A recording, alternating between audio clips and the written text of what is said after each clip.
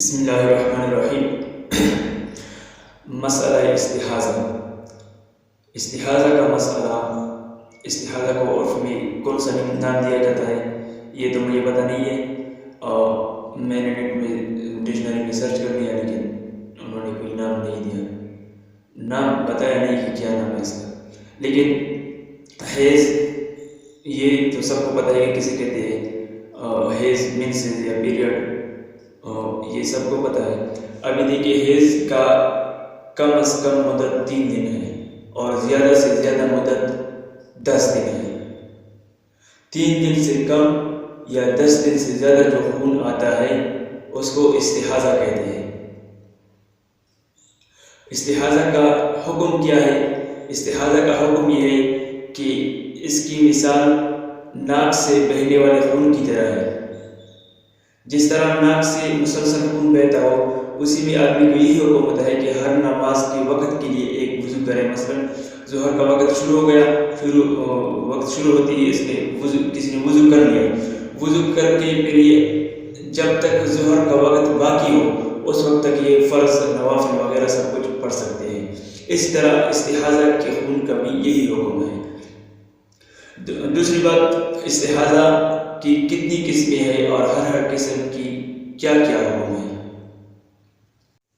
مستحاضہ کی 3 قسمیں ہیں۔ پہلی قسم مستحاضہ مبتدئہ۔ مستحاضہ مبتدئہ کسے کہتے ہیں؟ ایک لڑکی بالغ ہوئی، پہلی مرتبہ اس کو مینسز شروع ہو گیا، اور یہ مینسز شروع ہوا یا تو 3 دن سے پہلے ختم ہوا پہ تو ایسے کوئی مسئلہ ہی نہیں ہے، بس بات ختم ہو گئی ہے، استحاضہ تھا، یہ لڑکی جوان ہی نہیں ہوئی، یا اس کی جو مینسز ہے وہ 10 دن سے بڑھ گئی، 10 دن سے بڑھ رہی ہے، تو اس کو یہ 10 دن کے بعد جو خون آتا ہے وہ استحاضہ کا خون ہوتا ہے۔ اس کا حکم اس کا یہ ہے کہ یہ ہر مہینے کے پہلے 10 دن حیض شمار کرے گی، اور اس کے بعد جو 20 دن ہوتے ہیں جس میں خون آتا ہے، 2 مہینے تک یہ خون جاری رہا، 3 مہینے تک جاری رہا، سال جاری رہا، یہ ہر مہینے کے پہلے 10 دن استحاضہ کے ہوں گے، اور باقی 20 دن جو ہوں گے وہ نہیں، پہلے 10 دن جو ہوں گے وہ حیض کے ہوں گے، اور باقی 20 دن جو ہوں گے وہ استحاضہ کے ہوں گے، اور استحاضہ میں یہ نماز روزہ وغیرہ سب کچھ کریں گے۔ اور دوسری قسم جو مستحاضہ کا ہے، استحاضہ کا بھی دوسرا قسم ہے، وہ ہے مستحاضہ معتادہ۔ مستحاضہ معتادہ کا کیا مطلب ہے کہ دیکھیں کسی عورت کو اپنی عادت معلوم ہو کہ میرا مینسز جو میرا آتا ہے وہ 7 دن آتا ہے، یا 5 دن آتا ہے، یا 6 دن آتا ہے، 4 دن آتا ہے، وہ ہر مہینے اس کی ایک عادت ہوتی ہے۔ ابھی ایک مہینہ ایسا آیا کہ اس کی عادت مطلب اس کی 7 دن کی عادت تھی، وہ اس کی مینسز شروع ہوئی 7 دن سے گزر گئی 10 دن تک، اگر 10 دن پر ختم ہو گئی پھر تو اس کو یہی شمار کیا جائے گا کہ اس کی عادت تبدیل ہو گئی، پہلے 7 دن تھی ابھی 10 دن ہو گئی۔ لیکن اگر 10 دن سے بھی تجاوز کر گئی، 11 دن، 12 دن، 20 دن، 25 دن یہ تجاوز کر گئی، تو 11ویں دن یہی شمار ہوگا کہ یہ 7 دن کے بعد استحاضہ شروع ہوا ہے، لہذا 7 دن کے بعد یہ نماز بھی پڑھے گی، اور جو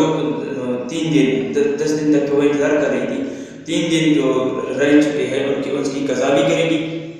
اور اس طرح اس کے بعد ہر نماز کے وقت کے لیے ایک وضو کرے گی۔ اگر اس میں دوسرا کوئی ناقض وضو نہیں پایا گیا تو اسی وضو کے ساتھ نوافل بھی پڑھ سکتی ہے، اور فرائض واجبات وغیرہ بھی پڑھ سکتی ہے، سب کچھ کر سکتی ہے۔ تیسری قسم مستحاضہ متحیرہ بالعدد کا ہے۔ مستحاضہ متحیرہ بالعدد کس کہتے ہیں؟ اس کا مطلب یہ ہے کہ اس کو اپنے دن یاد نہیں ہے۔ مستحاضہ کو یہ تو معلوم ہے کہ مکان کیا تھا، مطلب کب سے شروع ہوتا تھا یا کب ختم ہوتا تھا، لیکن یہ پتہ نہیں ہے کہ کتنے دن ہوتا تھا، اس میں وہ حیران ہے۔ تو اس کا حکم یہ ہے کہ دیکھیے اگر اس کو ابتدا معلوم ہو کہ اس دن سے شروع ہوتا تھا، ابھی باقی کب ختم ہوتا تھا اس کا وہ ایام دن اس کو یاد نہیں ہے، تو اس کا حکم یہ ہے کہ جو اس کو معلوم ہے کہ ابتدا کس دن سے ہوتا تھا، اسی دن سے 3 دن تک یہ کنفرم کر لے کہ یہ تو ہے ہی حیض کی، اور باقی 7 دن جو ہے اس میں پتہ نہیں چلتا کہ یہ ابھی حیض میں ہے یا نہیں، لہذا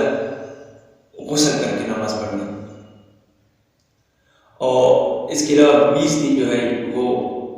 ان کا یقین ہے کہ یہ طہر کے ہیں، یعنی کہ باقی کے ہیں، تو ان میں پہلے دن نہا کر پھر باقی کے لیے صرف وضو ہی کرنی۔ اور اس طرح اگر اس کو معلوم ہے کہ اس دن ختم ہوتا تھا تو ختم ہونے سے قبل جو 3 دن ہے وہ یقیناً حیض ہی کے ہیں، اور اس سے قبل جو 7 دن ہیں وہ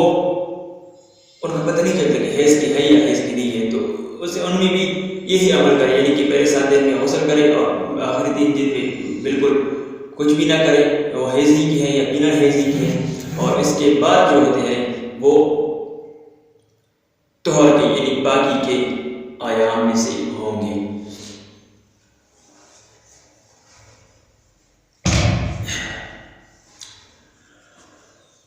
اچھا، مستحاضہ متحیرہ، اس کے بارے میں احناف کا اصل مسلک جو ہے وہ تو یہی ہے کہ وہ پہلے خوب تحری کرے، خوب سوچ فکر کر لے، خوب سوچ فکر کرنے کے بعد بھی اگر کچھ معلوم نہ ہو، اگر کچھ غالب گمان آیا، اس کو دل نے آواز دی کہ یہی دن تھے، اس کو یاد آیا یا اپنے سہیلیوں کو بتایا، انہوں نے اس کو یاد دلایا کہ یہی دن تھے آپ کے، کسی طریقے سے بھی اس کو پتہ چلا تو ٹھیک، نہیں پتہ چلا، پتہ نہ چلا، ابھی وہ پھر اس طرح کرے کہ وہ دل کی آواز سنے، دل کی آواز اس طرح کہ بس ہر مہینے کے 6-7 دن مقرر کر لیں، جو اس کو دل میں آواز ہونی چاہیے، یہی ہے، بس یہی 6-7 دن اس کے حیض کے ایام ہیں، تو وہی مقرر کر لے، ان میں حیض شمار کر لے، اور باقی کے ایام جو ہے وہ طہر کے شمار کر لے، یعنی باقی کے شمار کر لے، تو اس کے ساتھ اس کا مسئلہ حل ہو جائے گا۔ لیکن علامہ ظفر احمد عثمانی رحمہ اللہ، اس نے فرمایا ہے کہ یہاں پر عورت کی، لڑکی کی آسانی کو دیکھنا چاہیے کہ اس کو آسانی کب ہوگی، تو یہی جو دل کی آواز ہوتی ہے اس میں اس کو وہ کیونکہ وہمی ہو جاتی ہے، پھر شک ہو جاتا ہے ان کو، تو اس میں اس کو بہت تکلیف ہوتی ہے،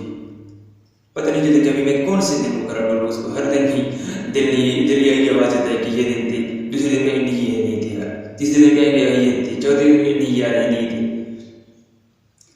تو علامہ ظفر احمد عثمانی رحمہ اللہ نے فرمایا ہے کہ آپ یہاں پر حنابلہ کی مذہب پر بھی عمل کر سکتے ہیں، انہیں پر بھی فتویٰ دے سکتے ہیں۔ وہ ان کا مذہب کیا ہے کہ بس جو غالب گمان آیا، بس دل نے کہہ دیا کہ یہ 6-7 دن ہیں، بس ان کو مقرر کیا، بس انہیں کو مقرر رہنے دیں، پھر دوبارہ دل کو آوازیں نہ لگائے کہ یہ تھے یا یہ نہیں تھے، یہ تھے یا یہ نہیں تھے، یہ دوبارہ نہ کرے، بس 6-7 دن مقرر کر لیے، انہیں پر عمل کر رہے ہیں، یعنی کہ وہ 6-7 دن حیض کی شمار کر رہے ہیں، اور اس کے علاوہ جو ہے وہ استحاضہ کا شمار کریں۔ ایک اور مسئلہ، استحاضہ جو ہوتا ہے یہ ہوتا تو کسی بیماری کی وجہ سے ہے، لیکن حضور نبی کریم صلی اللہ علیہ وسلم نے اس کو شیطان کی لات میں سے ایک لات قرار دیا۔ حضرت حمنہ بنت جحش رضی اللہ تعالی عنہ کو استحاضہ ہوتا تھا، بہت زیادہ تھا۔ حضور نبی کریم صلی اللہ علیہ وسلم کے پاس آئی کہ یا رسول اللہ، حضور نبی کریم صلی اللہ علیہ وسلم زینب بنت جحش کی گھر میں، تو فرمایا کہ یا رسول اللہ مجھے اس طرح کا مسئلہ ہے، ابھی اس کا حکم کیا ہے؟ میں مفہوم بیان کر رہا ہوں، بالکل بے نہیں ویسے الفاظ یا ویسے وہ مجھے یاد نہیں۔ تو حضور نبی کریم صلی اللہ علیہ وسلم نے فرمایا کہ مطلب کپڑا رکھا، روئی رکھا۔ تو حمنہ بنت جحش نے کہا اس سے کنٹرول نہیں ہوگا کیونکہ وہ بہت زیادہ ہے۔ حضور نبی کریم صلی اللہ علیہ وسلم نے فرمایا کہ اس کے اوپر کپڑا رکھا کرو۔ حمزہ بن جحش نے فرمایا کہ نہیں، اس سے بھی کنٹرول نہیں ہوتا، وہ بہت ہی زیادہ ہے۔ حضور نبی کریم صلی اللہ علیہ وسلم نے کوئی اور چیز بھی بتائی کہ کپڑے کے اوپر سے پھر اس سے باندھ لیا کرو۔ حمزہ بن جحش نے فرمایا کہ نہیں، وہ اس سے بھی بہت زیادہ ہے، وہ بارش کی دار کی طرح ہے، کنٹرول نہیں ہوتا۔ حضور نبی کریم صلی اللہ علیہ وآلہ وسلم نے فرمایا کہ میں تجھے دو باتیں بتاتا ہوں جن میں سے تو جس پر بھی قدرت رکھتی ہے اسی پر عمل کرے۔ تو پہلی چیز یہ بتایا گا، فرمایا کہ اگر تم دونوں پر بھی عمل کر لو تو یہ بھی بہتر ہے۔ اچھا، پہلی چیز جو بتائی وہ یہ کہ تم ہر مہینے کے 6 یا 7 دن مقرر کرو اللہ تعالیٰ کے علم کے ساتھ کہ یہ میرے حیض کے دن ہیں، وہ حیض کے دن شمار ہوں گے ہر مہینے میں، اور باقی جو 24 یعنی کہ اگر 6 مقرر کر لیے تو باقی 24 دن، اگر 7 مقرر کر لیے تو باقی 23 دن یہ طہر کے یعنی باقی کے شمار کر لو۔